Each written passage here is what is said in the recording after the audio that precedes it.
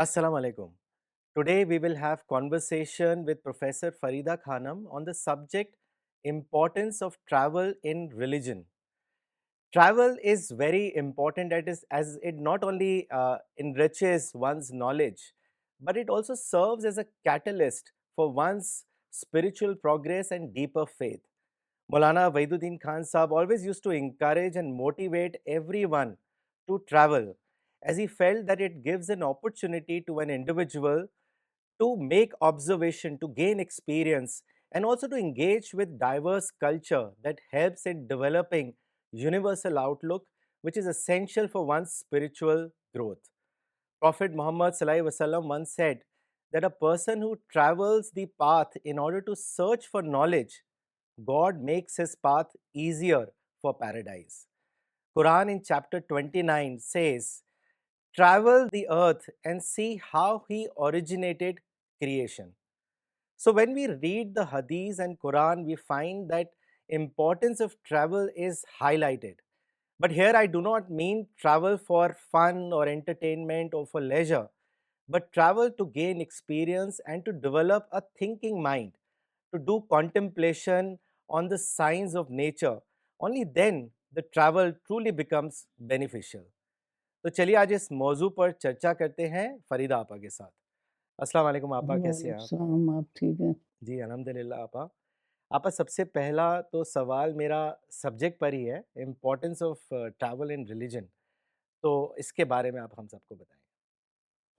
Travel की बहुत ज़्यादा इम्पोर्टेंस है लेकिन लोग शायद समझते नहीं हैं, उतना इसको अहमियत नहीं देते हैं। आजकल उसको जिसको हम ट्रैवल कहते हैं या सियाहत कहते हैं, वही है जो आजकल टूरिज़्म कहा जाता है। तो टूरिज़्म एक बहुत ही बड़ी इंडस्ट्री हो गई है। इसके ख़ास इंतज़ामात किए जाते हैं टूरिस्ट के लिए। अरब सयाह तो $24 बिलियन खर्च करते हैं, इधर-उधर दूसरे मुल्कों में जाते हैं। तो लेकिन बस यही है कि वो लोग उनको बहुत ज़्यादा दावा कॉन्शियसनेस नहीं है। वो जाते हैं अपने उसके लिए, एंटरटेनमेंट के लिए, घूमने के लिए, साइट सीइंग के लिए, इसलिए जाते हैं। तो इसकी आप अहमियत इससे समझ सकते हैं कि स्पेन में जहाँ के मुसलमानों को निकाल दिया गया था और उस वक़्त उनकी सारी जो यादगारें थीं, बड़ी-बड़ी बिल्डिंगें थीं, महल थे, वो सब उसको बिल्कुल मलियामेट कर दिया गया था। लेकिन अब टूरिज़्म इतनी ज़्यादा इम्पॉर्टेंट हो गई है, उससे इतनी ज़्यादा इनकम होती है कि स्पेन में जो मुसलमानों की सारी यादगारें थीं, उसको रिनोवेट किया गया। उसको और पहले से भी बेहतर बना दिया गया और अरब वहाँ बहुत ज़्यादा जाते हैं। तो इसी तरीके से हर मुल्क में हो रहा है। तो लोग आम तौर पर जाते हैं सफ़र के लिए, एंटरटेनमेंट के लिए, जॉब के लिए, लेकिन इस्लाम जो है वो सफ़र को, ट्रैवल को इस्लामाइज़ करता है। कुरान में आया है अस्साइहून अस्साइहात, इसमें ख़ास बात यह है कि और औरतों को भी इसमें शामिल किया गया है। ऐसा नहीं है कि औरतें जो हैं बस घर में रहें। कुरान में कहा गया है कि उन लोगों को बहुत ख़ास अल्लाह की ब्लेसिंग मिलेगी जो सफ़र करते हैं। मतलब सफ़र का मकसद क्या है?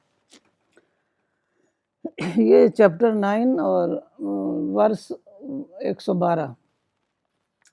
तो इस्लाम के लिहाज से सफ़र का मकसद है, एक तो दुनिया में जो वाक़यात हैं, जो पास्ट में जो वाक़यात हुए, आइंदा होने वाले जो वाक़यात हैं, तो वो सब उसको देखना और इबरत हासिल करना, लेसन लेना उससे, और खुदा की मारिफत हासिल करना। अब आप सोचिए कि आप एक कमरे में बैठे हैं और उसमें और आप बाहर की दुनिया में जाते हैं, तो ज़मीन आसमान का फ़र्क है। तो आपको एक तो ये है कि अपने आप को, जो आपने कहा कि स्पिरिचुअल ग्रोथ, उसके लिए बहुत ज़्यादा इम्पॉर्टेंट है सफ़र। तो बहुत कुछ हमें लर्निंग हासिल होती है, हमें बहुत ज़्यादा खुदा की मारिफत हासिल होती है, और जब तक हम बाहर नहीं जाएंगे हमारी मधु से मुलाकात नहीं होती। अब आप मधु के पास जाएंगे, कुछ बातें करेंगे, उससे इंटरेक्शन करेंगे, उससे कुछ सवालात होते हैं, उसके आप जवाब देंगे। तो इस तरीके से धीरे धीरे خدا کا پیغام مدعو تک پہنچنے لگے گا. کیونکہ دیکھیے ہم لوگ ڈیوٹی باؤنڈ ہیں کہ ساری دنیا کو خدا کا پیغام پہنچا دیں. تو لوگ سمجھتے نہیں ہیں اس کو. اب تو صرف انٹرٹینمنٹ ہو گیا ہے یا جاب ہو گیا ہے یا پھر سفر کرتے ہیں کسی دوسرے مقصد سے، مطلب دعویٰ کے مقصد سے سفر نہیں ہوتا. تو ہم یہی آج بتانا چاہتے ہیں کہ دعویٰ کے مقصد کو سپریم رکھنا چاہیے سفر میں. دوسرے کام بھی کریں، جو مولانا کہتے تھے 1 man 2 mission، تو دوسرے کام بھی کریں. اور باقی جیسے صحابہ کرتے تھے کہ اب تھوڑے کام کرتے تھے اپنے صرف اپنے ضرورت پوری کرنے کے لیے، اب باقی ٹائم وہ دعویٰ ورک میں استعمال کرتے تھے. تو یہی ہمیں بھی کرنا ہے. جی. Appa, like you just mentioned that dawa work should be the supreme concern while traveling. So my next couple of questions will be dealing with the lives of prophets at different time periods and what lessons we can derive from their lives. Appa, jaise Prophet Ibrahim ki agar hum zindagi ko dekhein, we find that it is notably characterized by extensive travel. While he was preaching about oneness of God in Iraq, he was challenged by his contemporaries. It was a very difficult period, and then God commanded him to travel, and he traveled to different lands. He even left his family in an uncultivable area purely on the trust of God. So what are the lessons that we learned from his travels? Iske bare mein bataएं. حضرت ابراہیم علیہ السلام مسلسل سفر میں ہی رہتے تھے.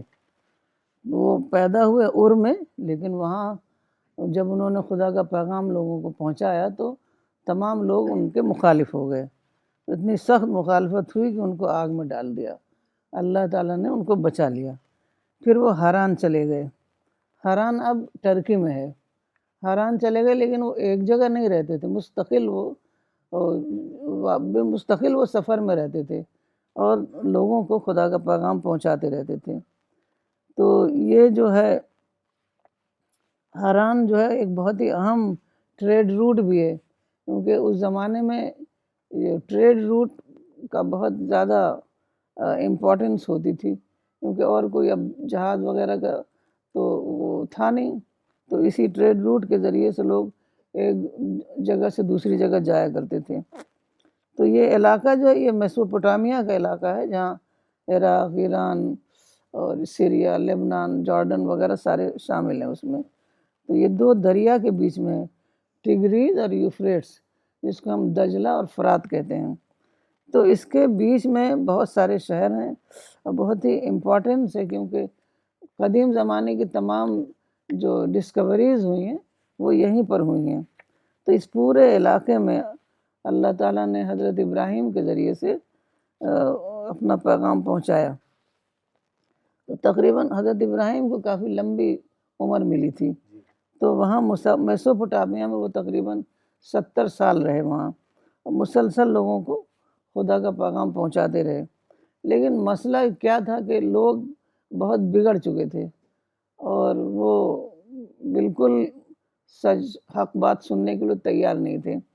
تو اللہ تعالیٰ نے ایک اور پلان بنایا کہ ایک ایسی نسل بنائی جائے ایک صحرا میں، تاکہ وہ اپنی فطرت پر ہو اور حق بات کو سنتے ہی اس کو پکڑ لے، اس کو سمجھ لے اور اس پر قائم ہو جائے. تو اس لیے اللہ نے حکم دیا کہ اپنی دوسری بیوی ہاجرہ اور ان کے بیٹے جو ابھی گود میں تھے ان کو لے جا کر صحرا میں بسا دیں، اور اس سے ایک نسل پیدا ہوگی جس میں تقریباً 2500 سال لگ گئے. اور وہ نسل جو پیدا ہوگی پھر وہی ساری دنیا میں خدا کا پیغام پہنچائے گی. تو پھر جب حضرت ابراہیم علیہ السلام بڑے ہو گئے، وہ لمبی کہانی آپ سب لوگوں کو معلوم ہی ہے.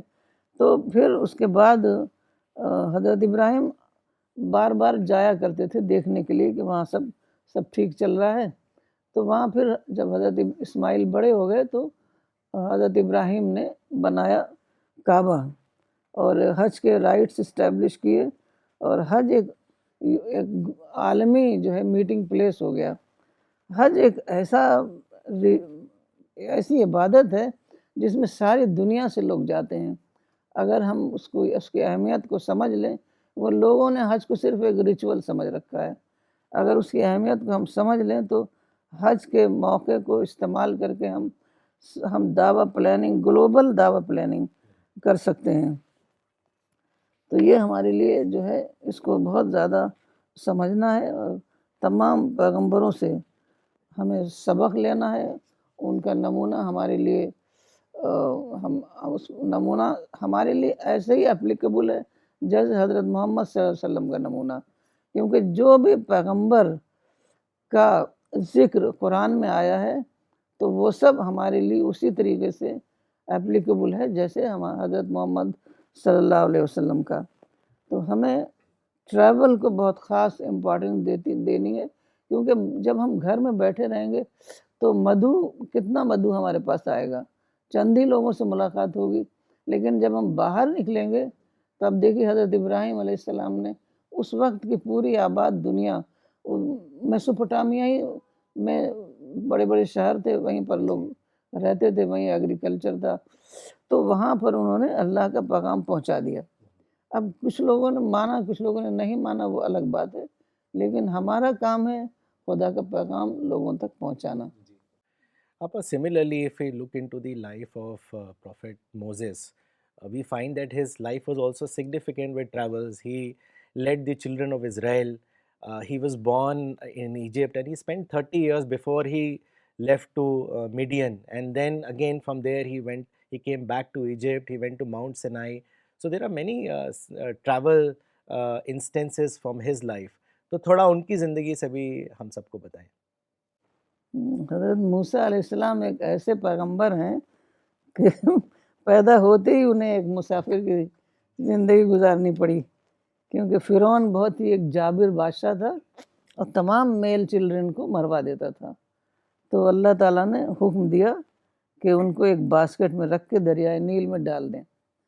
تو ان کی ماں نے جیسا حکم دیا گیا تھا ویسا کیا.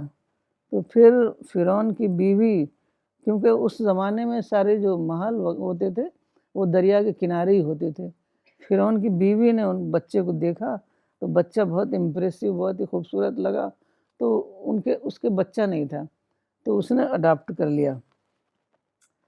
تو وہ محل میں گروتھ ان کی محل میں ہوئی، بہت اچھے طریقے سے وہ محل میں رہے. لیکن جب جوان ہو گئے وہ، تو پھر وہ بہت ہی زیادہ اسٹرانگ تھے. ایک بار ایسا ہوا کہ مدینے میں یہودی اور مسلمان دونوں میں آرگومنٹ ہو رہا تھا. یہودی کہتے تھے ہمارے موسیٰ سب سے بڑے پیغمبر ہیں، مسلمان کہتے تھے ہمارے پیغمبر سب سے بڑے ہیں.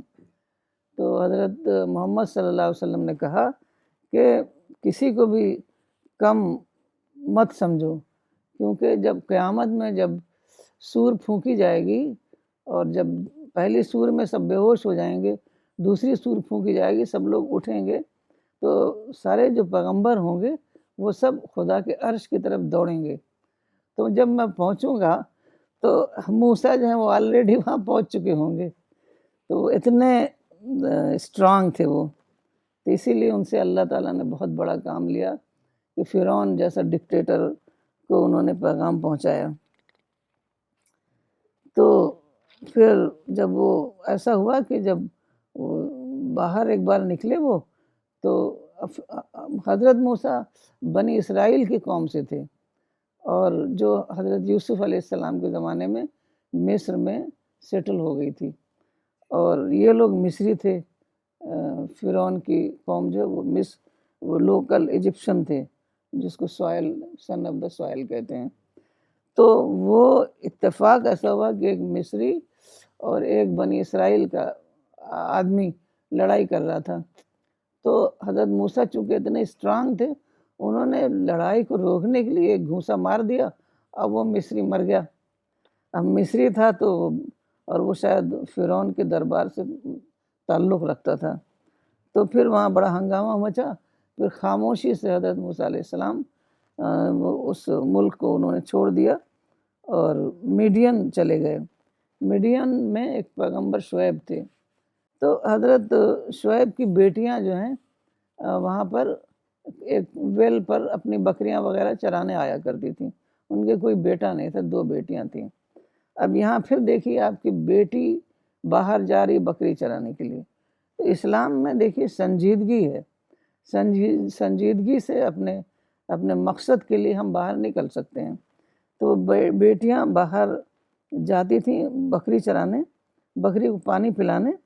تو کیا ہوا کہ وہ وہاں سے مرد جو ہوتے تھے وہ پہلے پلا لیتے تھے, اور ان لوگوں کو موقع نہیں ملتا تو کھڑی رہتی تھیں. تو حضرت موسیٰ اتفاق سے وہاں بیٹھے ہوئے تھے, تو انہوں نے جا کے پوچھا کہ کیا بات ہے, کیوں اتنی دیر سے کھڑی ہو؟ تو انہوں نے بتایا کہ سب مرد پانی پلا لیتے ہیں اپنے جانوروں کو, تب ہم پانی پلاتے ہیں. تو انہوں نے بکریوں کو پانی پلا دیا, وہ لوگ گھر چلی گئیں جلدی. تو باپ نے پوچھا کہ کیا بات ہے, تو انہوں نے سب قصہ بتایا. تو انہوں نے حضرت شعیب نے حضرت موسیٰ کو اپنے گھر بلا لیا, اور وہاں پر انہوں نے ان کی ایک بیٹی صفورہ سے نکاح کر دیا. تو وہاں تقریباً 8 سال تک وہ رہے. اس کے بعد جب وہ واپس آئے تو ان کو راستے میں ایک پہاڑ پر کچھ اجالا دکھائی دیا. تو وہاں جاڑے کا موسم تھا, انہوں نے کہا میں کچھ آگ لے کر آتا ہوں اور تاکہ تم لوگوں کو کچھ گرمائی دینے کے لیے. تو وہاں دیکھا تو وہاں پھر اللہ تعالیٰ نے کی آواز آئی. پھر اللہ تعالیٰ نے ان کو آواز دی اور ان سے بات کی. وہ لمبی بات ہے, سورہ طٰہٰ میں آئی ہے. تو پھر اللہ نے حکم دیا کہ جاؤ تم مصر اور بنی اسرائیل کو غلامی سے آزاد کراؤ.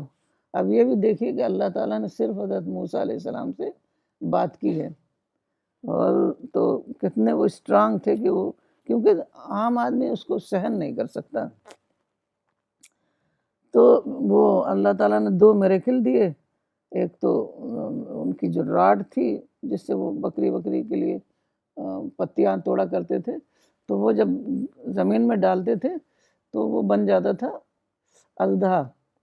تو انہوں نے کہا, اور ایک ہاتھ یہاں بغل میں رکھتے تھے تو ہاتھ چمکنے لگتا تھا. تو اللہ تعالیٰ نے کہا کہ جاؤ تم فرعون کے پاس اور یہ میریکل دکھاؤ, اور اس سے کہو کہ خدا کی ڈیسوبیڈینس نہ کرے, بات مانے, خدا کا حکم مانے, خدا کے آگے سرنڈر کرے, اور بنی اسرائیل کو تمہارے ساتھ جانے دے, کیونکہ وہاں بالکل ان کو غلام بنا کے رکھا ہوا تھا. تو وہ گئے, اور کافی انہوں نے لمبی کہانی ہے, جا کے انہوں نے سارا میریکل دکھایا, لیکن وہ فرعون بہت زیادہ سرکش تھا, وہ نہیں مانا. پھر فائنلی انہوں نے آدھی رات کو بنی اسرائیل کے قوم کو لے کر کے وہ نکل گئے. پھر وہ 40 سال ڈیزرٹ میں رہے, کیونکہ بنی اسرائیل جو قوم تھی نا وہ بہت بگڑ گئی تھی. اس کے اندر کریج نہیں تھی, اس کے اندر حکم ماننے کی شمتا نہیں تھی, تو وہ بہت زیادہ بگڑی ہوئی قوم تھی. تو حضرت اسماعیل کو اللہ تعالیٰ نے پورا عرب کا علاقہ دیا کام کرنے کے لیے, اور اسرائیل کو وہ جو فلسطین اور جو فلسطین کا پورا علاقہ ہے وہ دیا. تو اسی کو یہ لوگ پرامزڈ لینڈ کہتے ہیں. لیکن پرامزڈ لینڈ کو جا کے تھوڑی اس میں جنگ انوالو تھی, تو یہ لوگ چونکہ اتنے زیادہ دب چکے تھے فرعون کے انڈر میں کہ ان کی ہمت نہیں تھی کہ جا کے جنگ کریں. تو انہوں نے کہا کہ نہیں, تم جاؤ, حضرت موسیٰ سے کہا تم جاؤ اور تمہارا خدا جائے, تم جاؤ ان سے لڑو, ہم تو یہیں بیٹھ کے تماشا دیکھیں گے. ہمت نہیں تھی, اس وجہ سے 40 سال لگ گئے. ان کی ایک نئی نسل وہاں ڈیزرٹ میں پیدا ہوئی, اور پھر انہوں نے جا کے جوشوا, جو ان کی وہ تھی سکسیسر تھے حضرت موسیٰ کے, تو جوشوا کے ذریعے سے انہوں نے اس پرامزڈ لینڈ کو کانکر کیا اور اس میں داخل ہوئے. تو اس طریقے سے پورا زمانہ ان کا ٹریول میں گزرا. دیکھیے کہ کتنا بڑا کام انہوں نے کیا ٹریول کی وجہ سے. اگر وہ اپنے گھر میں بیٹھے رہتے تو کوئی کام نہیں ہوتا. تو ٹریول ہمارے لیے بہت زیادہ امپورٹنٹ ہے. اس کو ہم یہ سمجھ کے کریں کہ اس میں بہت بڑی خدا کا حکم ہے, خدا کی بلیسنگ ہم کو اسی ذریعے سے ملے گی جب تک کہ ہم مدھو کے پاس جائیں. آج کل کا ٹریول تو اتنا آسان ہے, پہلے زمانے میں تو خچر تھا, اونٹ تھا, اور نہ راستے میں کوئی کھانا، نہ پانی، نہ ہوٹل، نہ کچھ. آج کل تو اتنے آسانی کے ساتھ ہم ٹریول کر سکتے ہیں اور خدا کا پیغام پہنچا کے ہم اسی اجر کے مستحق ہو سکتے ہیں. جزاک اللہ آپا for that detailed account. Truly ان کی لائف بڑی امیزنگ ہے، اور پہلے بھی سیشنز کیے گئے ہیں سی پی ایس میں ان کی لائف کے بارے میں. There are very significant lessons آپا of trust, endurance, leadership and future blessings from the life of prophet Moses. آپا اگلے سوال کی طرف چلتے ہیں. And before that I just wanted to say that I visited Bethlehem city where prophet عیسیٰ علیہ السلام واز بورن ٹوائس. پہلی بار تو میں ڈاکٹر ثانیہ حسنین خان صاحب کے ساتھ گیا تھا وہاں پہ. And I was pretty amazed آپا because it's a very small place, small town of 10.61 square kilometer. But to think about it, that a place that small where Jesus or Isa alayhi salam was born, and how Christianity spread all over the world. Today Christianity is the largest religion. But ہم جب عیسیٰ علیہ السلام کی زندگی میں بھی دیکھتے ہیں تو we find that he used to travel from town to town, village to village, teaching people about love of God and inviting them to righteousness. تو آپ بہت سبق ان کی زندگی سے بھی ملتے ہیں. تو please tell us something from the life of عیسیٰ علیہ السلام. حضرت عیسیٰ کی لائف بہت زیادہ اس میں سبق ہے ہمارے لیے. تو ایک معمولی گھر میں وہ پیدا ہوئے. کہتے ہیں کہ جب پیدائش پر جیسے عقیقہ ہوتا ہے نا، تو وہ لوگ اتنے کم پیسے والے تھے، غریب تھے، کہ 2 کبوتر کا عقیقہ ہوا تھا. تو پھر وہ ان کا بچپن نازرت میں گزرا. یہ سب وہی علاقے ہیں، فلسطین، اسرائیل، کوئی نارتھ اسرائیل، کوئی ساؤتھ اسرائیل، یہی سب علاقے ہیں. تو پھر وہاں پر وہ ان کی پیدائش کے بعد حضرت مریم ان کو لے کر کے وہ چلی گئیں نازرت. پیدا تو بیتھلہم میں ہوئے تھے. جی. پھر وہاں تقریباً 30 سال رہے. وہ 30 سال کی عمر کی زیادہ ڈیٹیل ہمیں نہیں ملتی. جو بھی ڈیٹیل ہے وہ بائبل میں ہی ملتی ہے، لیکن وہ بہت ہی گمنامی کی ان کی وہ تھی وہ ٹائم. پھر 30 سال کے جب ہو گئے تو اس وقت ایک بڑے پیغمبر تھے حضرت یحییٰ، جن کو جان دا بیپٹسٹ کہتے تھے. تو وہ بپتسمہ دیتے تھے. بپتسمہ ہوتا ہے، یہ یہودیوں میں بھی تھا اور عیسائیوں میں بھی ہے، کہ کچھ پانی کو سیکرٹ پانی بولتے ہیں اس کو، کچھ اس میں پڑھتے ورتے ہیں، پھر اس پانی میں یا تو پانی چھڑکتے ہیں یا پھر پانی میں پورا امرس کر دیتے ہیں. اصل میں ان لوگوں کے یہاں کیا ہے کہ جو حضرت آدم نے گناہ کیا تو وہ گناہ ہر بچہ لے کر پیدا ہوتا ہے. تو اس لیے فوراً بچے کو وہ سیکرڈ واٹر میں ڈبا دیتے ہیں. تو اس کے بعد 2-3 بار ایسا کرتے ہیں تو تاکہ وہ پاک ہو جائے.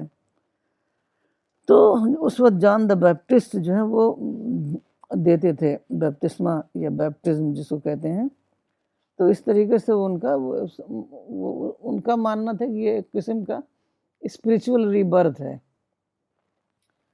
تو بپتسمہ لینے کے بعد ہی کہتے ہیں کہ جب وہ باہر نکلے تو ان کو ایسا لگا کہ آسمان کھل گیا ہے، اور ان کو مطلب محسوس ہوا کہ ان کو خدا نے پیغمبری کے لیے چن لیا. حالانکہ وہ تو جب گود میں تھے تبھی انہوں نے کہا تھا کہ مجھے اللہ تعالیٰ نے پیغمبر بنایا ہے، لیکن مطلب وہ تھا انکانشس لیول پر، اب کانشس لیول پر ہو گیا.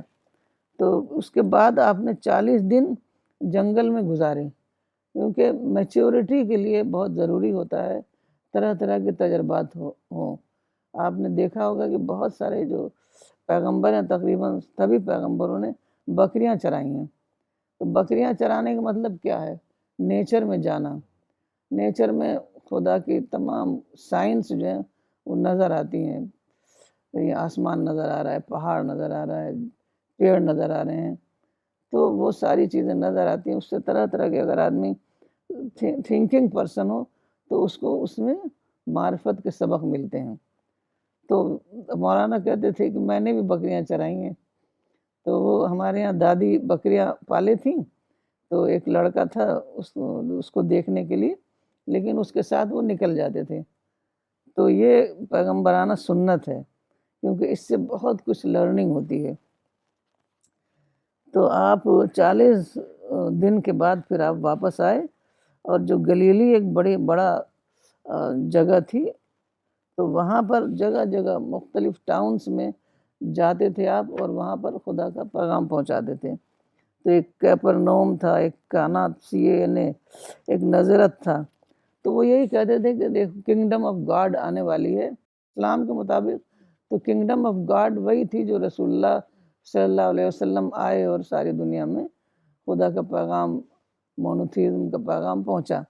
لیکن وہ لوگ اس کو نہیں کہتے ہیں، وہ اس کو ریلیٹ کرتے ہیں سیکنڈ کمنگ آف کرائسٹ سے۔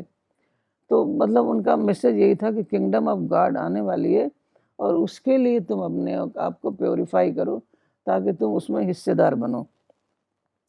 لیکن وہاں جو یہودی لیڈرز تھے، حضرت عیسیٰ علیہ السلام ایک یہودی تھے، لیکن چونکہ یہودیوں نے ان کو اتنا اپوز کیا اور ان کی ایک بات نہیں سنی، ان کے لیڈرز پر آپ کرٹیسائز کرتے تھے، تو لیڈرز بہت زیادہ منافق ٹائپ کے ہو گئے تھے، ان کے اندر سچائی بالکل نہیں تھی، دکھاوا تھا سارا کچھ۔ حضرت عیسیٰ علیہ السلام نے ایک بار کہا کہ تم لوگ سفیدی پھری ہوئی قبریں ہو۔ تو اس طرح کی جب تنقید کرتے تھے تو وہ سب غصہ ہو گئے۔ اسی وجہ سے انہوں اس وقت وہاں پر اس پورے علاقے میں رومن حکومت تھی۔ روم ایک بہت بڑی امپائر تھا، تو رومن گورنر وہاں رہتا تھا۔ تو یہودی خود تو کچھ کر نہیں سکتے تھے، سزا خود دے نہیں سکتے تھے، تو انہوں نے رومن گورنر کو بھڑکا دیا کہ یہ لوگوں کو جمع کر رہا ہے یہ آدمی، اور یہ آپ کے خلاف آپ کا تختہ الٹے گا، اس طرح کی باتیں کہہ کے بھڑکا دیا۔ کیونکہ حضرت مسیح کو چونکہ میریکل دیا گیا تھا اس کا کہ وہ بڑی سی بڑی بیماریوں کو کیور کر دیتے تھے، لیپریسی کو اور اس طریقے کی بیماریوں کو، تو سارے غریب لوگ جو ہیں وہ سب اکٹھا ہو جاتے تھے، کسی کو کوئی مسئلہ ہوتا تھا، کسی کو کوئی مسئلہ ہوتا تھا۔ تو وہ تو اس لیے سروس کے لیے کر رہے تھے، ان کی مدد کے لیے کر رہے تھے، اور ان کو لیڈروں نے کہا کہ دیکھو یہ لوگ جمع کر رہے ہیں، اپنے لیڈر خود لیڈر بننا چاہتا ہے۔ تو اس طریقے سے ان کو رومن گورنر کو انہوں نے بھڑکا دیا۔ حالانکہ رومن گورنر تب بھی ان کو سزا نہیں دینا چاہتا تھا، لیکن یہ لوگ مانے نہیں، سزا دلوا کے چھوڑا۔ لیکن اسلام کے مطابق تو اللہ تعالیٰ نے ان کو بچا لیا، لیکن کرسچنس میں ان کو سزا دی گئی اور ان کو پھانسی پہ چڑھایا گیا۔ تو اسلام کے مطابق یہ ہے کہ رات کا وقت ہو گیا تھا، مولانا نے بتایا تھا کہ رات کا وقت ہو گیا تھا، لائٹ وائٹ تو ہوتی نہیں تھی، تو ایک شبیہ آ گئی، ایک دوسرا جو شاید برنباس تھا نا، جو ان کے خلاف اس نے وہ کیا تھا، ان کے خلاف جوڈس اسکیریوٹ بھی آتا ہے کیا نام تھا جی۔ تو وہ اسی کے اوپر حضرت مسیح کی شبیہ آ گئی۔ تو رات کا وقت ہو گیا تھا، حضرت مسیح جو ہے روپوش ہو گئے، خاموشی سے کہیں چھپ گئے، اور وہ آدمی کے اوپر وہ ہو گئی، کروسیفکشن اس آدمی کی ہو گئی۔ تو اسی لیے وہ کہتا ہے کہ اے خدا تو نے ہمیں کہاں چھوڑ دیا، اے خدا تو نے ہمیں کہاں چھوڑ دیا۔ اب اگر حضرت مسیح خدا ہوتے تو ایسے کہتے کہ ہمیں کہاں چھوڑ دیا۔ تو بہرحال اور دوسری بات یہ کہ 40 دن تک اپنے حواریوں کے پاس وہ آتے رہے۔ اگر وہ وہاں ان کی کروسیفکشن ہو گیا تھا تو 40 دن تک کیسے آئے؟ اب عیسائی کہتے ہیں کہ انہوں نے اپنی موت پر کانکر کر لیا، وہ اپنے آپ کو انہوں نے دوبارہ زندگی دے دی۔ تو مطلب یہ دونوں کانٹرڈکشن ہے دونوں میں، لیکن یہ زیادہ لاجیکل لگتا ہے کہ وہ خاموشی سے کہیں چھپ گئے، اور 2-3 دن کے بعد پھر وہ اپنے حواریوں، تقریباً 11 حواری تھے، تو ان کے پاس وہ آتے رہے، اور ان سے انہوں نے کہا کہ دیکھو اس پیغام کو تم لوگ ساری دنیا میں پہنچا دو کہ خدا کی کنگڈم آنے والی ہے، اور اپنے آپ کو اس قابل بناؤ کہ اس کنگڈم میں حصے دار بنو۔ تو حواری بہت زیادہ غمزدہ تھے، لیکن وہ 40 دن تک آتے رہے، پھر انہوں نے حوصلہ دلایا، اور پھر اس کے بعد جو ہے انہوں نے وہی ٹریول کر کر کے پھر ان کے یہاں ایک سینٹ پال نکلے، انہوں نے بہت زیادہ ٹریول کیا، ٹریول کر کر کے جگہ جگہ انہوں نے چرچ قائم کیے۔ چرچ جیسے مسجد یا ورشپنگ پلیس کے لیے بھی آتا ہے، اور ایک کرسچن کمیونٹی کے لیے بھی آتا ہے۔ اگر ایک جگہ 10-15 لوگ ہو جائیں کرسچن اور وہ لوگ وہاں کام کر رہے ہوں تو اس کو بھی چرچ کہتے ہیں۔ تو سینٹ پال نے جگہ جگہ چرچ بنائے، اور ان لوگوں نے پھر ساری دنیا میں کام کیا، اور آج تک وہ لوگ کام کر رہے ہیں۔ آج تک انہوں نے حضرت عیسیٰ علیہ السلام کی تعلیمات کو بھولے نہیں ہیں، بلکہ انہوں نے آج تک کام کر رہے ہیں۔ اسی وجہ سے آج اتنا زیادہ عیسائیت جو ہے حضرت عیسیٰ کی تعلیمات پھیل گئی ہیں ساری دنیا میں۔ تو کسی بھی کوئی بھی مقصد ہو، چاہے آپ کی اسپریچول آئیڈیالوجی ہو یا کوئی سیکولر آئیڈیالوجی ہو، اس میں بہت زیادہ امپورٹنس ہے ٹریول کی۔ یہاں میں آپ کو وہ حوالہ دوں گی الیگزینڈر دا گریٹ کی، کیونکہ آپ لوگ جانتے ہیں کہ سب سے زیادہ علم کی ترقی جو ہے سائنس کی اور خاص طور پر فلاسفی کی، سب سے زیادہ علم کی ترقی گریس میں ہوئی۔ اب وہ اگر صرف گریس میں رہتی، اور اس زمانے میں اتنے وہ تو کوئی پریس وریس تو ہوتا نہیں تھا کہ ساری دنیا میں پھیل کی جاتی، وہ تو وہ ختم بھی ہو گئی ہوتی۔ لیکن الیگزینڈر کا وہ جو ایمبیشن تھا کہ ساری دنیا کو کانکر کرنا، تو وہ جگہ جگہ وہ کانکر کرنے کے بعد وہ اپنے لوگوں کو وہاں بساتا تھا، تو وہ لوگ وہاں پر جو علم تھا گریس میں وہ لوگ وہاں پہنچاتے تھے۔ اس طریقے سے ساری دنیا میں وہ علم پہنچ گیا، اور اس کے بعد جب مسلمانوں نے امپائر بنائی تو وہ اس کے انہیریٹر بنے اس علم کے، اور اس علم کو لے کر کے انہوں نے آگے بڑھے، اس پہ بہت کام کیا اور اس میں بہت زیادہ ترقی کی۔ وہی علم بعد میں اسپین کے ذریعے سے یورپ پہنچا۔ جی، مطلب ایک ہوتا ہے نا، آدمی اسٹیپ بائی اسٹیپ چڑھ سکتا ہے، اچانک کوئی ترقی نہیں ہو سکتی۔ تو وہ گریس کا علم ساری دنیا میں پہنچا، پھر وہاں سے مسلمانوں نے ساری کتابوں کے ترجمے کرائے عربی میں، پھر عربی سے پھر وہ اسپین پہنچا، اسپین سے وہ اٹلی کی زبانوں میں اور یورپین زبانوں میں اس کے ترجمے ہوئے، پھر تقریباً 16ویں صدی تک یہ علم وہاں باقاعدہ ٹیکسٹ بک کے طور پر پڑھایا جاتا رہا۔ اس کے بعد جو ہے ان لوگوں نے بہت زیادہ ترقی کی اور نئی نئی ڈسکوریز ہوئیں۔ تو یہ بہت زیادہ ضروری ہے ٹریول۔ اگر ٹریول ہم نہیں کریں تو ہمارے اندر گھیٹو مینٹیلٹی پیدا ہو جائے گی، اور ہم کوئی بھی کام نہیں کر پائیں گے۔ ہر چیز ہمارے لیے ایک ریچول ہو کر رہ جائے گی۔ تو اپنے آپ کے اسپریچول ڈیولپمنٹ کے لیے، انٹلیکچول ڈیولپمنٹ کے لیے، اور جو علم ہمارے پاس ہے اس کو ساری دنیا میں پہنچانا، جیسے حضرت محمد صلی اللہ علیہ وسلم نے کہا کہ اگر علم چائنا میں بھی ملے تو بھی تم وہاں جاؤ، کیونکہ علم تمہارا ہی گمشدہ سرمایہ ہے، جہاں بھی ملے اس کو لے لو۔ جی. Appa, when we read about the life of Prophet Sallallahu Alaihi Wasallam, we discover that he played the crucial role in establishment and the spread of the religion Islam. And his travel also were very significant. One of the notable journey was Isra and Miraj in 621 AD, and then in 622 AD the Hijrat happened. And likewise, Appa, when we look into the lives of his companions, they were about 1,25,000 companions at the time when he passed away.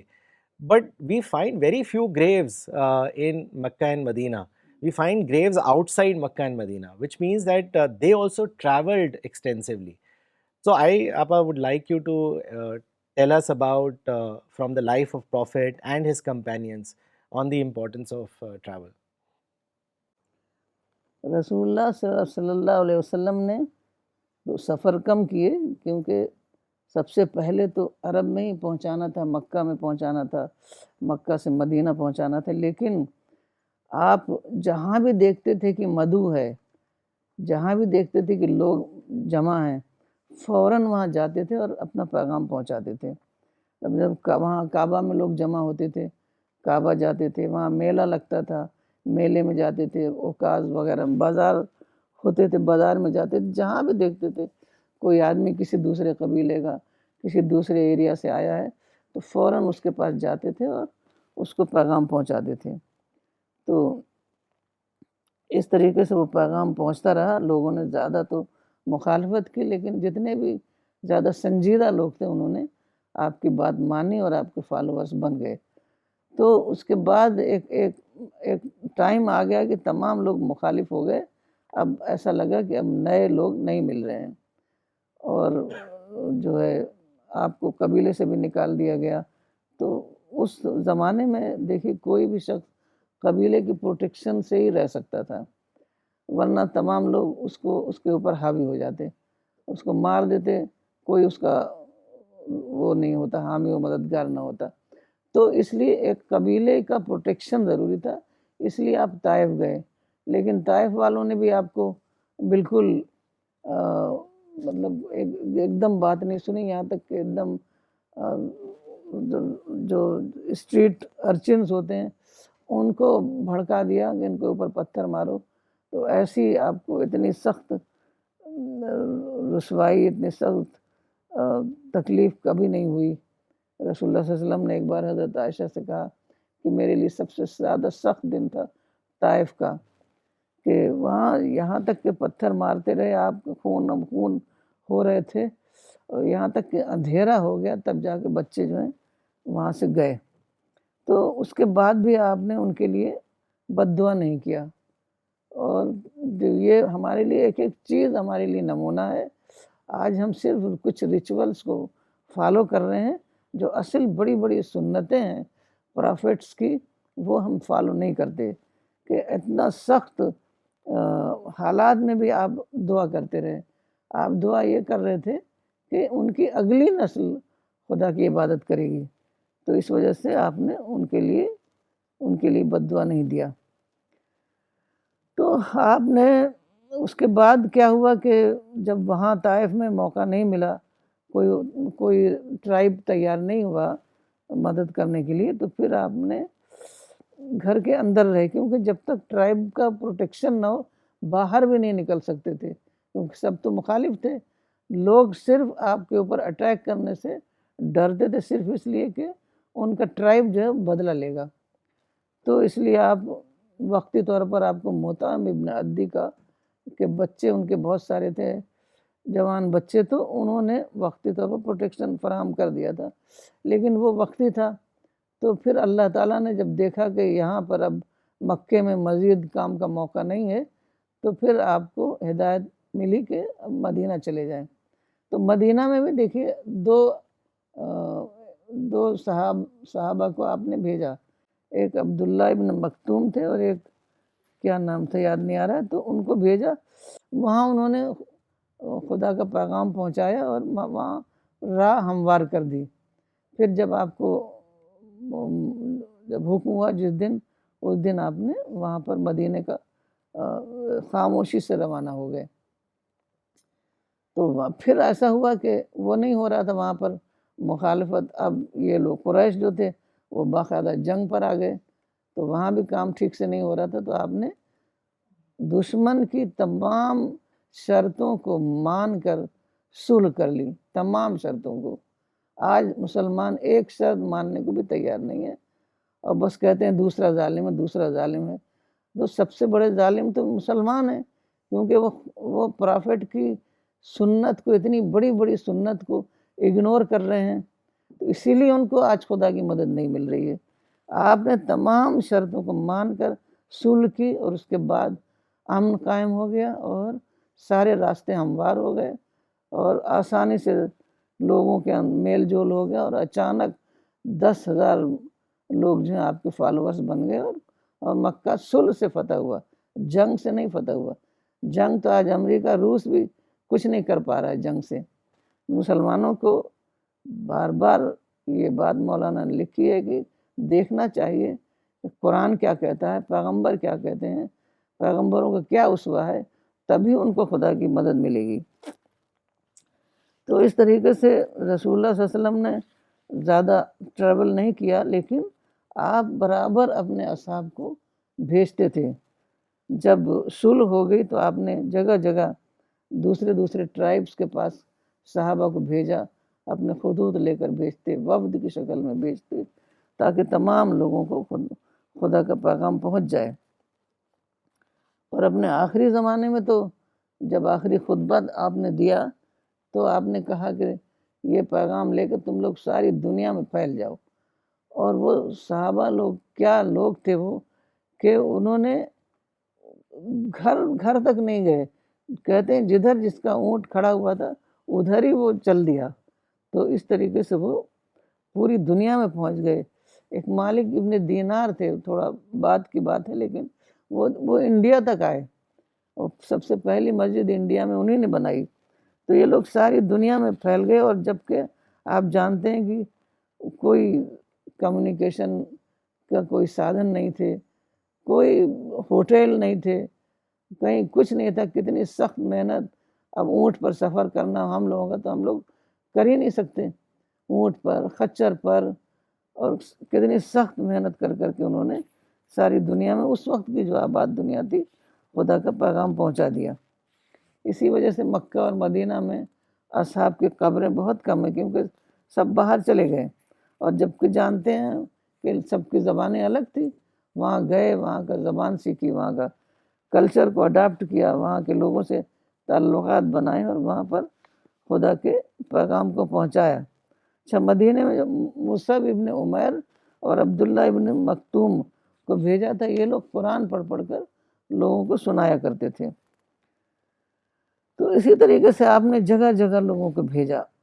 और सब पहले आपने Mecca Medina पर focus किया, उसके बाद आसपास के नेबरिंग लैंड पर फोकस किया, फिर उसके आपके बाद फिर लोग दूर दूर दूसरे मुल्कों में चले गए और वहाँ बिल्कुल पुरअमन पड़ोसी के तौर पर वहाँ रहते थे। तो किसी तरह का उनका कोई किसी से कन्फ्रंटेशन नहीं होता था, किसी से कोई झगड़ा नहीं होता था, मिलजुल कर रहते थे और मधु से अच्छे ताल्लुकात उनके होते थे। इसी वजह से सारी दुनिया में, अगर सहाबा जो हैं, कहते हैं कि आज लोग कहते हैं कि हम तो बस हम मदीने में जाने का मौका मिल जाए तो वहीं हमारी आखिरी वक्त आए, और सहाबा सारी दुनिया में फैल गए। असल में हमें ये देखना है कि पैगंबर हमसे क्या कह रहा है, ना ये कि हमारी ख्वाहिश क्या है। तो ये पैगंबर ने यही फरमाया है कि तुम लोग सारी दुनिया में फैल जाओ और खुदा के पैगाम को पहुंचाओ, क्योंकि वो तो लोग ख़त्म होते रहते हैं, नई नई लोग पैदा होते रहते हैं, तो ये काम तो क़यामत तक चलता रहेगा। जी, अब I will take some comments before the next question. ये कमेंट भेजा है मौलाना इकबाल उमरी ने चेन्नई से। उन्होंने लिखा है, आपने फरमाया कि मूसा अलैहिस्सलाम की क़ुव्वत और ताकत के बारे में क़यामत के वाक़ये से ताल्लुक़ जोड़कर जो बताया गया वो वाक़ई हैरान कुन था। शुक्रिया आपा, गोया जितना बड़ा काम होता है उतना ही ज़्यादा सलाहियत अल्लाह अता करता है। डॉक्टर असलम खान साहब ने सहारनपुर से लिखा है, the journey itself is spiritual exploration that deepens your understanding of the universe, God and your place in it. Being in new environment encourages living in the present world. Journey makes us creative and God loving. Mohammad Asif Khan साहब ने लखनऊ से लिखा है, मेरे लिए बहुत important session था और मैं CPS टीम का बहुत शुक्रिया अदा करना चाहता हूँ कि इतने इम्पॉर्टेंट सेशन किए। अल्लाह CPS टीम को बहुत कामयाबी दे। मिस फरीदा कामरान ने पाकिस्तान से लिखा है, जज़ाकल्लाह for a beautiful session and explaining very logically. Professor Najma Siddiqui ने दिल्ली से लिखा है, very nice lecture on the importance of travel. I will be traveling to Atlanta in near future. Last time when I went there, some people were distributing Maulana Waiduddin Khan Sahab's Quran translation. I also got Quran from Kalimuddin Sahab and placed it in different places. I placed Spanish Quran in a Spanish grocery store and some other places including mosque. I am planning to do it again. May Allah help me. آپ یہ ایک سوال بھیجا ہے پاکستان سے انیس رحمان صاحب نے. آج کے ٹاپک سے تو ریلیٹڈ نہیں ہے، لیکن پھر بھی میں آپ سے پوچھنا چاہوں گا. ان کا سوال ہے کہ there are multiple point of views in religious thoughts. Every one agrees upon تزکیہ نفس، but after that some people emphasize on dawa work, some on jihad, some on charity, some on Sufism, and some on Ikamat-e-Deen. So everyone has their references and details, and it seems right. How to know which one should we choose? اس کے بارے میں بتائیں.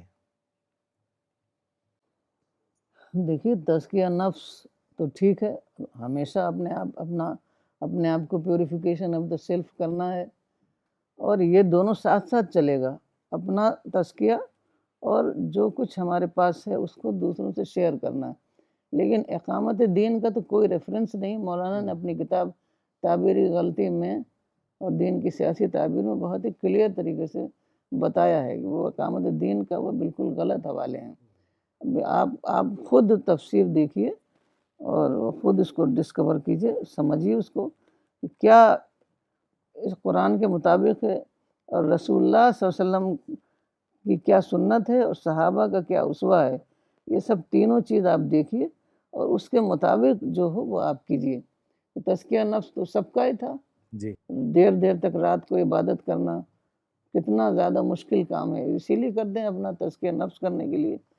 تو پھر اس کے بعد سارے لوگ دعویٰ ورک کر رہے تھے، سارے صحابہ، تو وہ ہم کریں گے نا. یہ نہیں کوئی ایک آدمی اگر کچھ کہہ رہا ہے تو اس کو تھوڑی ہم فالو کریں گے. سارے صحابہ کیا کام کر رہے ہیں، سارے پرافٹ کیا کام کر رہے ہیں، قرآن کیا کہہ رہا ہے، آپ اس کو دیکھیے اور اس کے مطابق اپنا لائے عمل متعین کیجیے. جی آپ بالکل آپ نے صحیح فرمایا. آپ اگلا سوال ام ملحان کی زندگی سے ہے. And this also exemplifies that women also participated in the early period of Islam. Lot of people say that اسلام میں وومن کو زیادہ پرائرٹی نہیں دی جاتی، بٹ جب ہم دیکھتے ہیں ارلی پیریڈ سے تو ہم دیکھتے ہیں کہ they also played significant role, and one of the companion was Umm Milhan. تو ان کے بارے میں بھی آپ تھوڑا سا بتائیں ہمیں. دیکھیے اسلام میں عورتوں کو پوری آزادی ہے. بعد میں جو کنورٹ کلچر تھا ایران کا، وہاں تو کئی طرح کے مذاہب تھے، کنورٹ کلچر تھا ایران کا اور دوسرے ممالک کا، اس کو مسلمانوں نے اسلامائز کر لیا. اسلام میں پوری آزادی تھی. عورتیں مسجد میں جاتی تھیں، عورتیں آپ کا سرمن اٹینڈ کرتی تھیں، عورتیں بیٹل فیلڈ میں جاتی تھیں، عورتیں باہر کا کام کرتی تھیں. یہ تھا اسلام. اب جو ہم اسلام پہ چل رہے ہیں وہ اسلام نہیں ہے، وہ غیر اسلام کو اسلامائز کر لیا گیا ہے. تو اب دیکھیے کہ ام حرام بنت ملحان یہ انس ابن مالک کی خالہ تھیں اور عبادہ ابن صامت انصاری کی اہلیہ تھیں. تو رسول اللہ صلی اللہ علیہ وسلم ایک بار ان کے گھر گئے، ایسی ان کو نیند آ گئی، تو نیند سے اٹھے تو مسکرائے. تو انہوں نے پوچھا کہ آپ کیوں مسکرائے ہیں؟ تو انہوں نے کہا کہ خواب میں مجھے میری امت کے کچھ لوگ دکھائے گئے، تو اس میں وہ تخت نشین بادشاہوں کی مانند تھے، کل ملوک علی الاسرہ، مطلب تخت نشین بادشاہوں کی مانند. تو وہ میڈیٹرینین کا سفر کریں گے. مطلب یہ اللہ تعالیٰ نے پیشگی دکھا دیا کہ ایک ایسا زمانہ آئے گا جب لوگ جہازوں پر سواری کریں گے. اب جہاز کی فرسٹ کلاس میں تو اتنے زیادہ سہولتیں ہوتی ہیں کہ آپ وہ بادشاہوں کی طرح ہوتی ہیں وہ. تو ام حرام نے کہا کہ آپ دعا کیجئے کہ میں بھی ان لوگوں میں شامل ہوں. تو آپ نے دوبارہ آپ کو نیند آ گئی، دوبارہ آپ نے دیکھا تو آپ نے کہا کہ تم پہلے گروہ میں شامل ہو، دوسرے گروہ میں نہیں ہو. یعنی دوسرا گروہ جو تھا وہ بعد میں آنے والے زمانے کے داعیوں کے بارے میں تھا. تو وہ حضرت عثمان کی خلافت کے زمانے میں حضرت امیر معاویہ نے ایک دعویٰ سفر کیا تھا. اصل میں ہر کتاب میں بس غزوہ رہے گا. اب وہ غزوہ ایسے تھوڑی ہوتا ہے، غزوہ میں تو باقاعدہ جنگ کے مطابق ساز سامان لے کے چلنا پڑتا ہے. وہ لوگ جاتے تھے دعویٰ ایکسپیڈیشن مدعو سے ملنے کے لیے، باتوں کو اپنی پہنچانے کے لیے. تو اس کو لوگ غزوہ کہہ دیتے ہیں، تو لوگ سمجھتے نہیں ہیں، اور لوگ سمجھتے ہیں غزوہ کرنے. اب غزوہ کرنے ملان کیا جاتی وہاں پر. جی تو تو پھر وہ گئیں، اور وہ حالات کتنے سخت ہوتے تھے، خچر اور اونٹ کی سواری. تو وہ وہاں پہنچ تو گئیں، وہاں پر لوگوں سے کافی ملاقاتیں وغیرہ بھی ہوئیں، لیکن وہ ایک بار شاید خچر سے وہ گر پڑیں. گرنے کے بعد وہ بیمار ہو گئیں. اب کوئی میڈیکل فیسلٹیز بھی نہیں ہوتی تھیں، پھر وہ ان کا وفات ہو گئی. لیکن چونکہ وہاں کافی لوگ گئے تھے، کافی کام ہوا ہوگا، تو پھر اس کے بعد جب یہ سائپرس کا ایک ساحلی شہر تھا جس کو لارناکا کہتے ہیں، تو وہاں پر اس کا مطلب ہے کہ کافی لوگ ان کے فالوورس بنے ہوں گے جو لوگ گئے تھے. تو وہاں پر باقاعدہ ان کی قبر ہے، اور بعد میں اس قبر کو بہت بڑا ایک یادگار ان کا بنا دیا گیا ہے، جس کو حالہ سلطان بولتے ہیں. تو وہ وہاں کے لوگ کہتے ہیں نیک خاتون کی قبر. مولانا یہاں گئے تھے، شاید آپ بھی گئے تھے. جی جی آپا. ہاں، تو وہ جو ہے وہاں پر گئے. وہاں اب تو وہ بہت زیادہ ڈیولپ کیا انہوں نے، ایک کامپلیکس کی شکل بنا دی ہے. وہاں ماسولیم ہے، سیمیٹری ہے، لوگوں کے رہنے کے لیے کوارٹرز ہیں، اور جو لوگ پلگرمس ہوتے ہیں وہاں باقاعدہ لوگ آتے ہیں. بلکہ تو آپا وہ پورا ایریا جو آپ ہے بھی وہ بتا دیجیے. جی وہ یونیسکو نے اڈاپٹ کرا ہوا ہے، اینڈ انہوں نے بہت اس کو بیوٹیفل طریقے سے رکھا ہوا ہے. اٹس ویری کلین، اور جیسے آپ نے بتایا کہ اس پہ لکھا ہوا ہے grave of a pious woman, and very well maintained mosque ہے. تو بہت ہی اچھے سے ویل مینٹینڈ ہے. تو وہ ایک ٹورسٹ ڈیسٹینیشن بن گئی. وہاں مسلم غیر مسلم سبھی آتے ہیں وہاں جی پر. جی تو یہ ہے، جانے سے دیکھیے کتنا زیادہ فائدہ ہوتا ہے. تو اس طریقے سے ہمیں زیادہ سے زیادہ سفر کرنا چاہیے، اور اس دعویٰ کانشسنس کے ساتھ، تاکہ ہمارا اپنا کام بھی جس کام کے لیے مقصد کے لیے جا رہے ہیں وہ بھی ہو، اور اسی کے ساتھ اللہ کی بلیسنگ بھی حاصل ہوں کہ ہم اللہ کا کام بھی کر رہے ہیں. بالکل 1 مین 2 مشن والا، ہر آدمی کو 1 مین 2 مشن بننا ہے. اور آپا ایک چیز یہ بھی ہے کہ مطلب میں مولانا صاحب کے ساتھ میں نے بہت ٹریول کیا، اور سی پی ایس ممبرس بھی ٹریول کرتے رہے ہیں، کہ مولانا کا فوکس ہمیشہ، جو کہ آج ہمیں آپ کے ٹاک سے بھی ملا، his focus was to gain new experiences. مجھے یاد ہے جب فرسٹ ٹائم ٹریول کرنا تھا، تب ہمیں شاید بھوپال یا میرٹھ جانا تھا. تو مولانا نے کہا میں ایک شرط پہ آپ کو لے کر جاؤں گا کہ اگر آپ کو کھانا نہ ملے تو آپ کمپلین نہیں کریں گے، اگر آپ کو سونے کے لیے بیڈ نہ ملے اور زمین پہ بھی سونا پڑے تو آپ اس پہ راضی ہوں، تو اور کچھ بھی آپ کمپلین نہیں کریں گے سفر میں. تو انہوں نے کہا اگر یہ کنڈیشنز آپ کو ایگریڈ ہیں تو میں آپ کو لے جانا چاہوں گا. تو میں نے کہا مولانا صاحب ضرور، I want to learn and experience, آپ پلیز میرے کو لے کر جائیں. تو آپ میں دیکھتا تھا کہ مولانا ہمیشہ ہر ایکسپیرئنس کو، اور اسی لیے انہوں نے اتنے سفر نامے بھی لکھے ہیں کہ کس طریقے سے وہ ریلیٹ کرتے تھے چیزوں کو، اور ہر چیز کو وہ گاڈ سے لنک کرتے تھے. مطلب جیسے ایک جگہ گئے تو انہوں نے خدا کی گریٹنس کو بتاتے ہوئے کہا کہ میں انڈیا میں تھا تو میرے کو ان interrupted oxygen, sun light, water مل رہا ہے. میں یہاں اب یو ایس اے میں ہوں، یہاں پر بھی ان انٹرپٹیڈ آکسیجن، سن لائٹ اور واٹر ہے. تو خدا کتنا گریٹ ہے کہ وہی سیم انفراسٹرکچر میرے کو ادھر بھی مل رہا ہے. پھر وہ جیسے ہوٹل کے اندر انٹر کرا انہوں نے، تو وہ آٹومیٹک ڈورز ہوتے ہیں، تو وہ ڈور کھل گیا، تو انہوں نے اس کو ایک ریفرنس پوائنٹ بنایا دعا کے لیے. اور اسی لیے وہ کہتے تھے کہ کانٹمپلیشن کرو. انہوں نے کہا کہ جس طرح یہ دروازہ آٹومیٹکلی کھل گیا اور میں ہوٹل کے اندر داخل ہو گیا، تو انہوں نے اللہ سے دعا کری کہ اسی طریقے سے پیراڈائز کا گیٹ بھی میرے لیے کھل جائے، اور بنا کسی پوچھ تاچھ کے میں پیراڈائز میں انٹر کر جاؤں. تو آپ یہ بہت امپورٹنٹ ہے کہ جب ہم ٹریول کرتے ہیں تو ہمارا مقصد کیا ہے، ہمارا جو مینٹل فریم ہے وہ کیا ہے، اور ہم کیا حاصل کرنا چاہتے ہیں. جیسے اسٹارٹنگ میں بھی آپ نے کہا کہ انٹرٹینمنٹ، لیجر، فن، اگر یہ رہے گا تو travel will not be beneficial, we'll just go and come back. But اگر ہم اس کو ریلیٹ کریں گے خدا کے سائن سے اور معرفت سے، اور ایکسپیرئنسز لے کر آئیں گے، تو اس میں ہماری اسپریچول ڈیولپمنٹ ہوگی. تو یہ بہت ضروری ہے. اور آج یہ سیکھا بھی آپا آپ کے ٹاک سے. جزاک اللہ. آپا آخری سوال لینا چاہوں گا کیونکہ اس کے بعد پھر ڈاکٹر ثانیہ حسنین خان صاحب نے ایک بکلیٹ بھی لانچ کرنی ہے. تو یہ سوال صوفیز کے ٹریول کو لے کر ہے کیونکہ جیسا کہ ہم جانتے ہیں they also travelled extensively. They came from they travel from Central Asia to India. اور ان کا جو ٹریول رہا they taught religious teachings, they made khankhas which are spiritual retreats. And ایک اور چیز یہ بھی تھی کہ they became as bridge between different faiths and communities and they promoted harmony. تو صوفیز کے ٹریول سے ہمیں کیا لیسن ملتا ہے اس کے بارے میں آپ بتائیں. اچھا، پہلے میں یہ بتا دوں کہ یہ جو ہے ٹورزم یا ٹریول یا سیاحت جو بھی آپ کہیں، تو اس کی مجھے پریرنا ملی ثانیہ حسنین صاحب جو ہیں وہ ایسٹرن یورپ ٹرکی وغیرہ کا سفر کیا تھا. تو ان کو وہ سفر بہت کامیاب رہا، بہت نئے نئے لوگ وہاں ملے، بہت کام ہوا.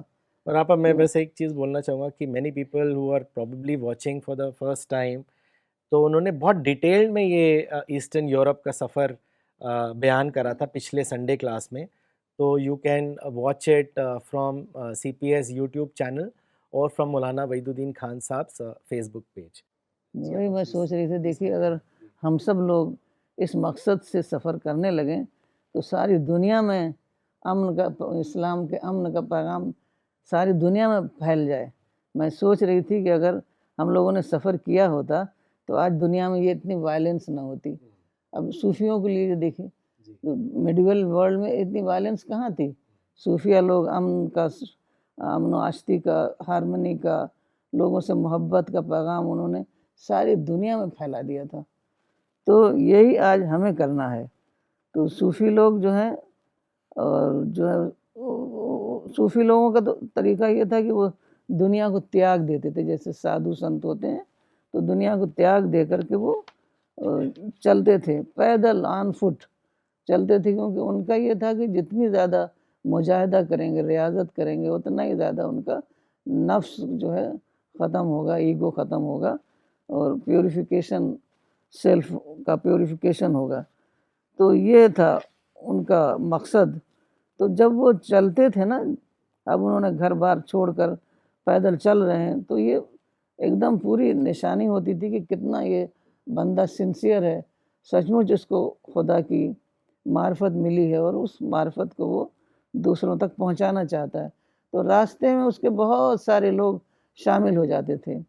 خواجہ معین الدین چشتی اجمیر آئے تھے تو ان کے ساتھ 40 لوگ شامل تھے. تو اس طریقے سے ان کو راستے میں شامل ہوتے تھے، پھر جہاں وہ ٹھہرتے تھے وہاں لوگ آ کے ان کے پاس جمع ہوتے تھے اور ان سے لرننگ کرتے تھے. تو صوفیوں کا کہنا تھا کہ خدا سے سچی محبت جو ہے وہ اسی سے، وہی راہ ہے، جو مطلب بندوں سے جو سچی محبت ہوتی ہے وہی راہ جاتی ہے خدا سے سچی محبت. مطلب اگر ہم بندوں سے محبت کریں گے تبھی ہم کو خدا کی محبت ملے گی. تو اس طرح سے یہ ان کا جو گول تھا وہ بہت زیادہ، اس میں انسانوں کی محبت تھی، ہیومینٹی بہت زیادہ تھی، لوگوں کی مدد کرنا. ان کی لنگر وغیرہ سب صوفیوں نے ہی چلایا تھا، جس کو آج بڑے پیمانے پر سکھزم میں اڈاپٹ کیا گیا ہے. تو یہ انہی لوگوں نے چلایا تھا. جتنے بھی لوگ وہاں آتے تھے ان کا کھانا پینا سب یہ لوگ انتظام کرتے تھے. کبھی کبھی ایسا ہوتا تھا کہ اپنا کھانا بھی دے دیتے تھے جب دیکھتے تھے کہ اب اور کچھ نہیں ہے. تو اس طریقے سے وہ کام کرتے رہے اور بہت سارے پورے دنیا میں اس وقت صوفیہ لوگ کام کر رہے تھے. کچھ مشہور صوفیہ جو ہیں جیسے جلال الدین محمد رومی، تو یہ بلخ افغانستان سے لے کر کونیا ترکی گئے آن فٹ. آپ سوچ سکتے ہیں جب آدمی آن فٹ چلے گا تو کتنے لوگوں سے اس کی ملاقاتیں ہوں گی. اور راستے میں جو بھی بڑے بڑے صوفیہ ملتے ان کے پاس وہ بیٹھتے، ان کے پاس کچھ ٹائم اسپینڈ کرتے اور ان سے لرننگ کرتے. تو اس طریقے سے وہ اپنے آپ کو انرچ، ان کے اپنے ایکسپیرینسز کے ذریعے سے اپنے آپ کو کرتے رہے. اسی طریقے سے بہاؤالدین نقشبندی تھے، وہ پورا سینٹرل ایشیا انہوں نے پیدل چلے، اور انہوں نے راستے میں جگہ جگہ ان کو کبھی کوئی اسکالر ملتا، کبھی کوئی صوفی ملتا، تو اس کے پاس وہ کچھ دنوں کے لیے رہتے اور ان سے سیکھتے سب کچھ۔ تو یہ لوگ جو ہیں مکہ بھی پیدل جاتے۔ اب یہ لوگ جب مکہ جاتے تھے تو صرف ریچولز کے لیے نہیں جاتے تھے، بلکہ وہاں تمام لوگوں سے ملاقاتیں کرتے تھے۔ وہاں جتنے بھی ریلیجس اسکالرس ہوتے یا صوفیہ ہوتے، علماء ہوتے، تو ان سے وہ وہاں ملتے تھے۔ تو اس طریقے سے وہ جو ہے ان لوگوں کا جو مذہب ہے، مذہب امن، وہ ساری دنیا میں میڈیول ورلڈ میں وہ پھیل گیا۔ تو یہ جو ٹریولز ان کے ہوتے تھے، وہ سمجھ لیجیے اس کو آپ اسپریچول جرنی کہہ سکتے ہیں۔ تو جیسے مولانا بھی ساری زندگی سفر کرتے رہے، تو پہلے تو انہوں نے میوات سے سفر شروع کیا۔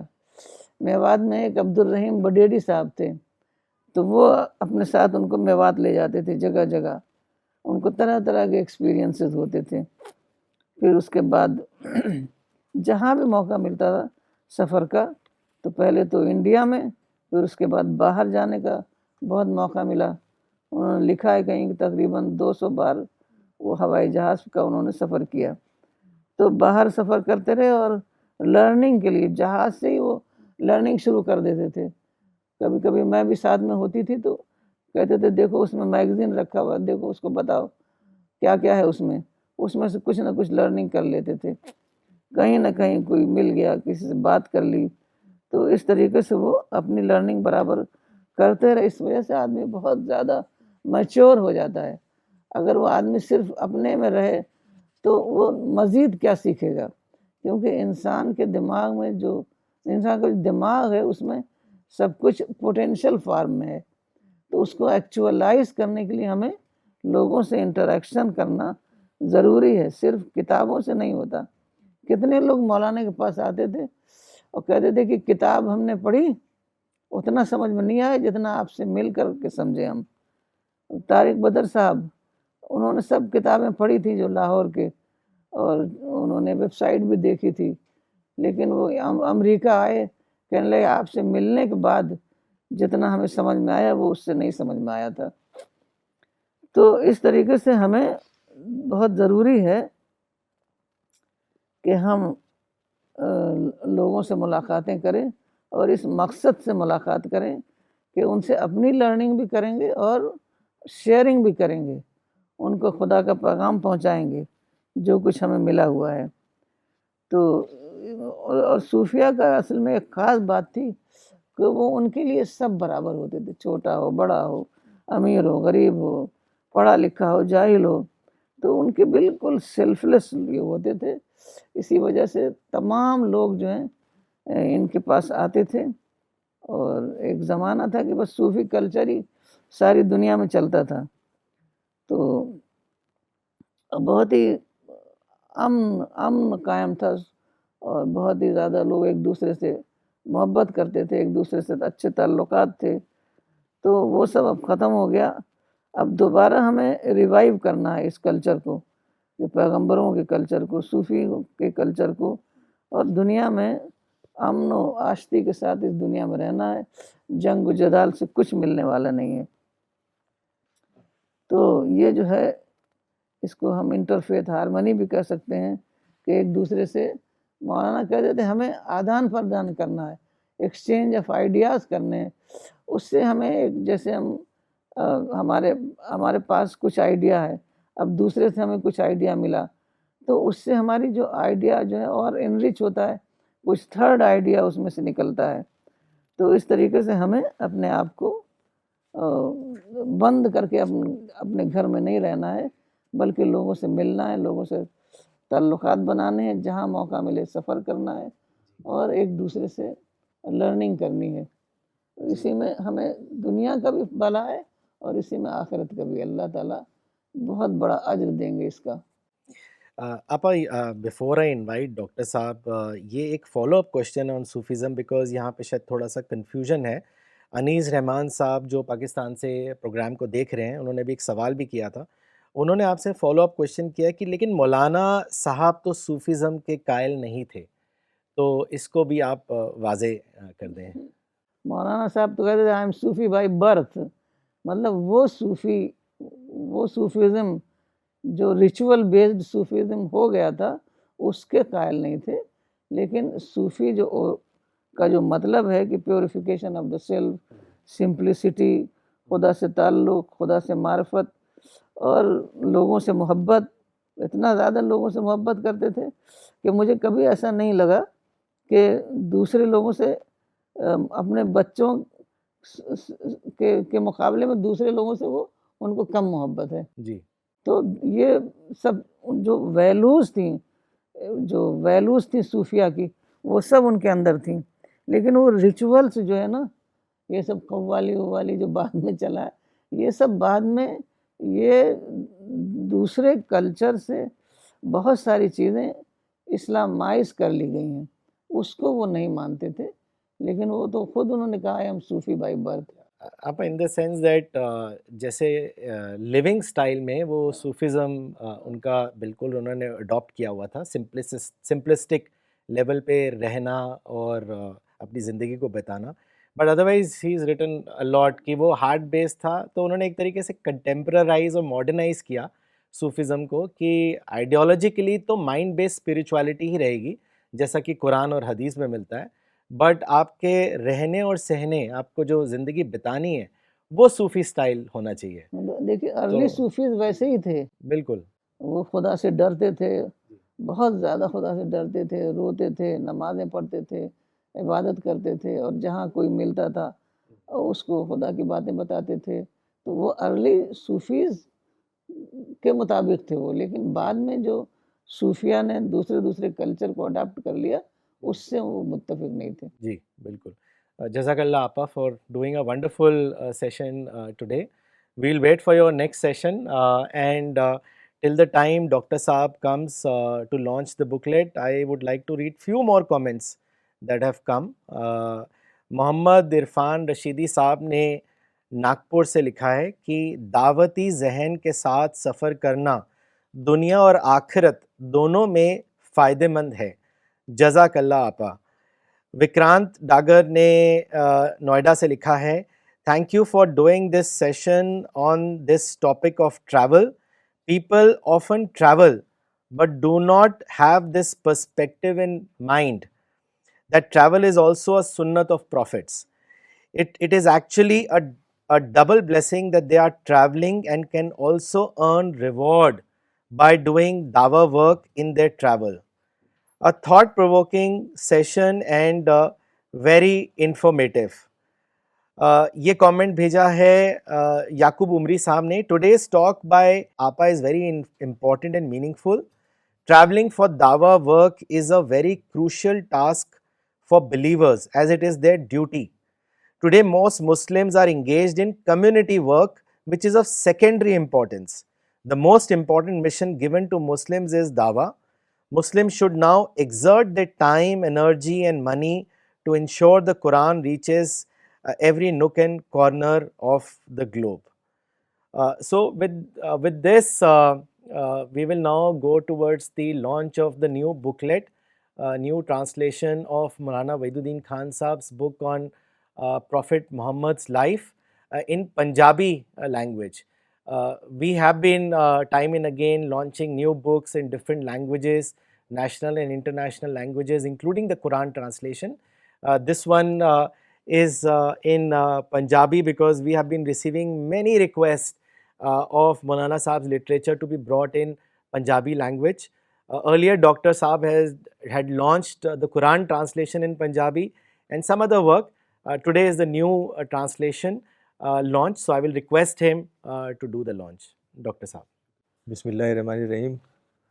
جیسا آپ نے بھی کہا آج کا ماشاءاللہ ٹاک تھی آپا کی، آج کی ٹاک بہت ہی اچھی تھی، اور خاص طور سے جو سفر کے بارے میں اور اس کا جو صحیح استعمال ہے سفر کا، کہ اس کو دعوتی مقصد کے لیے کیا جائے، تو یہ کانسیپٹ مولانا نے ہی دیا. اور جیسا آپ نے کہا کہ مولانا نے خود سفر کیے اور سفر نامے لکھے جیسا آپ کو پتہ ہے. اور مجھے یاد ہے کہ مولانا میوات کا سفر ایک میوات کا سفر ایک کتاب ہے، تو اس میں لکھا ہے کہ وہ سفر عام طور سے بس سے ہوتا تھا، یہاں سے بس جایا کرتی تھی میوات. تو وہ بتاتے ہیں کہ میں آگے بیٹھا ہوا تھا ڈرائیور کے سیٹ کے پاس اور بیٹھ کے لکھ رہا تھا. تو ڈرائیور نے کہا کہ مولانا صاحب کوئی شعر سنائیے. تو انہوں نے کہا نہیں میں شعر و شاعری نہیں کرتا. تو ڈرائیور نے کہا کہ ہمارے خیال سے تو سارے مسلمان شاعر ہوتے ہیں. تو ایسے ہی میں ایک بار سفر کر رہا تھا مولانا کے ساتھ، شاید پہلا سفر تھا یو ایس کا. تو میں چونکہ پہلی بار شاید جہاز میں بیٹھا تھا تو میں ادھر ادھر دیکھ رہا تھا کہ کیسے جہاز ہوتا ہے. اور جب جہاز اڑا تو میں نے دیکھا کہ مولانا نے ایسے پیر کیا اس پہ سیٹ پہ اور ایسے کچھ لکھنے لگے. تو میں نے غور سے دیکھا کہ کیا لکھ رہے ہیں. تو انہوں نے لکھا تھا کہ جب ہمارا جہاز اڑا فضا میں تو مجھے ایسا لگا کہ ایک بہت بڑی چڑیا میری روح کو لے کے آسمان میں اڑ گئی. اور پھر اس کے بعد آخرت اور مجھے آخرت میں پہنچا دیا. پھر اس کے بعد آخرت کی باتیں لکھنے لگے. تو یہ جو تجربات ہیں یہ سفر پہ ہوتے ہیں، اور اگر آپ کا ذہن بیدار ہو اور دعوتی ذہن ہو تو بہت ہی یونیک قسم کے تجربات ہوتے ہیں سفر میں. اور خاص طور سے اگر آپ کے اندر دعوتی مزاج ہو تو آپ کو ہر انسان لگے گا کہ وہ ایک مدعو ہے، اسے ہمیں کچھ بات پہنچانی ہے. ہم لوگ جب سفر کرتے ہیں تو جہاز میں جو لوگ ہوتے ہیں ان کو دینے کی کوشش کرتے ہیں، قرآن رکھتے ہیں اپنے پاس، انگلش قرآن، تو بہت سے لوگ بہت پسند کرتے ہیں.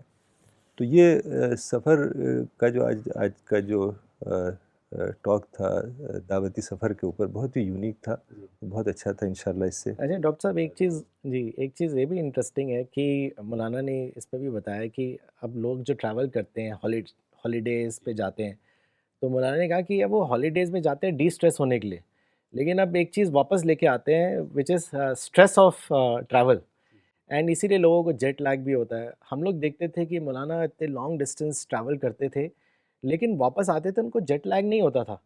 تو ہمیں بھی کہتے تھے کہ یہ کیا جیٹ لیگ، میں آیا میں نہایا دھویا اور بریک فاسٹ کیا اور اب میں ریڈی ہوں، اور وہ کام پہ لگ گئے. اور اس کا ریزن ڈاکٹر صاحب یہی ہوتا تھا کہ جب آپ ٹریول کر رہے ہیں اینڈ آپ اس میں آپ ریفلیکشن کر رہے ہیں، کنٹمپلیشن کر رہے ہیں، you are learning new things, اور آپ کو ہر چیز کو آپ آخرت سے خدا سے جوڑ رہے ہیں، تو آپ کے اندر اتنی ایکسائٹمنٹ اور کیوریوسٹی ہوتی ہے کہ آ کے آپ لوگوں کو بتائیں، تو آپ کو وہ تھکاوٹ ہی نہیں ہوگی، آپ کو وہ اسٹریس ہی نہیں ہوگا، and your travel truly becomes beneficial. اسی لیے لوگ جو ٹریول کرتے ہیں فن اور انٹرٹینمنٹ کے لیے، وہ جاتے تو ہیں ڈی اسٹریس ہونے کے لیے لیکن ہالیڈے اسٹریس لے کے واپس آتے ہیں. سو ایک چیز یہ بھی ان کی زندگی سے سیکھنے کو ملی کہ آپ کا ٹریول کس مقصد سے ہے. بامقصد سفر جی بن بالکل. جاتا ہے اگر یہ ذہن. تو مجھے بہت خوشی ہو رہی ہے یہ کتاب لانچ کرنے کے لیے. یہ پنجابی لینگویج میں پروفٹ محمد صلی اللہ علیہ وسلم کی کتاب ہے. بہت ہی چھوٹی بریف سی ایک پروفٹ کی لائف اور ٹیچنگز کے اوپر، اور اس کا ٹرانسلیشن کیا ہے ڈاکٹر دیویندر سنگھ نے، اور اس میں تعاون کیا ہے ڈاکٹر استوتی ملہوترا نے. اور ہم لوگوں کی کوشش ہے کہ ہم ڈفرینٹ لینگویجز میں بکس لائیں اور قرآن لائیں. خاص طور سے تقریباً 50 لینگویجز میں قرآن کا ٹرانسلیشن ہو چکا ہے. اور جو بھی لوگ ہیں خاص طور سے نان مسلمس، وہ سب سے پہلے جو چیز پڑھنا چاہتے ہیں وہ قرآن ہے، اور جو اس کے بعد دوسری چیز ہے وہ پروفٹ کے بارے میں جاننا چاہتے ہیں. تو ہماری یہ کوشش رہے گی کہ ہم قرآن زیادہ سے زیادہ لینگویجز میں پبلش کریں، اور بکلیٹس اس طرح کی پبلش کریں جس میں رسول اللہ کی زندگی کے بارے میں ہو اور رسول اللہ صلی اللہ علیہ وسلم کی لائف کے بارے میں ہو. تو یہ دو چیزیں بہت اہم ہیں. تو میری دعا ہے جن لوگوں نے اس میں تعاون کیا اللہ تعالیٰ ان کو اجر عظیم عطا فرمائے. Thank you, Dr. Saf, for this launch. You can download this booklet from CPS website, www.cpsglobal.org. We will end today's session and we'll be back next Sunday, same time. Thank you.